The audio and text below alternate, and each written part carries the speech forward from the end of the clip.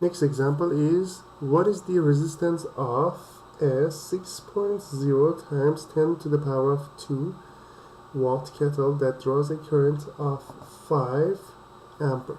So this one, P is given, which is 6 times 10 to the power of 2, or 600 watt.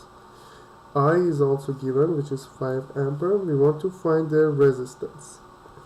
So we said P equals to V times I, and V is equal to I times R. So P equals to I squared times R. So P is given, I is given, so R is not given. So R will be equal to P divided by I squared. P is 600. I is 5 squared, which is 25. 600 divided by 25 is going to be 24 ohm.